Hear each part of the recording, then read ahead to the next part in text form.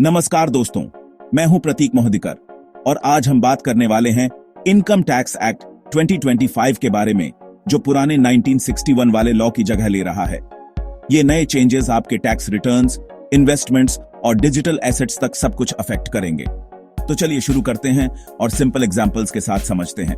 दोस्तों, समझ रहे हो ना? ये टॉपिक थोड़ा कॉम्प्लेक्स लग सकता है, लेकिन मैं सिंपल बना के समझाऊंगा। पहले हमारे पास असेसमेंट ईयर और प्रीवियस ईयर होता था। अब टैक्स ईयर सिर्फ 1 अप्रैल से 31 मार्च तक होगा। इससे आपके लिए प्लानिंग और फाइलिंग इजी हो जाएगी। सोचो जरा, पहले 2 स्कूल सेशंस होते थे, अब सिर्फ एक ही क्लियर सेशन है, सिंपल और ऑर्गेनाइज्ड। पुराने एक्ट में 819 सेक्शंस थे, नए एक्ट में सिर्फ 536 सेक्शंस।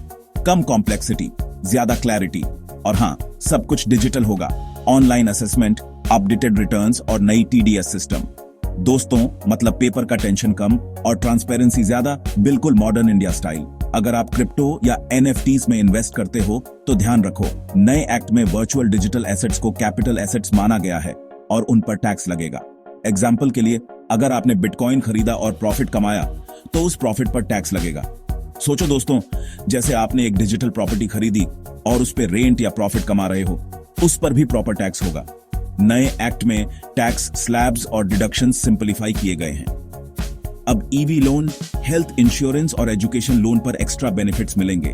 जैसे आप अपनी फैमिली की एजुकेशन या घर के लिए इन्वेस्ट कर रहे हो तो टैक्स में फायदा मिलेगा। दोस्तों, समझ रहे हो ना ये कैसे हेल्पफुल है? कुछ स्पेशल रिजीम्स भी हैं, जैसे स्टार्टअप्स के लिए टैक्स एक्सेम्पशंस और एनआरआई के लिए सिंपलीफाइड टैक्सेशन। सोचो, अगर आप अपना स्टार्टअप शुरू कर रहे हो या ओवरसीज इन्वेस्ट कर रहे हो तो नए रूल्स से प्रोसेस इजी और फ्रेंडली हो गया है। तो दोस्तों, ये थे इनकम टैक्स एक्ट 2025 के मेन चेंजेस। अगर आपको वीडियो पसंद आया हो तो लाइक, सब्सक्राइब और शेयर जरूर करें। और हाँ, नीचे कमेंट में बताओ कि आपको कौन सा चेंज सबसे यूजफुल लगा।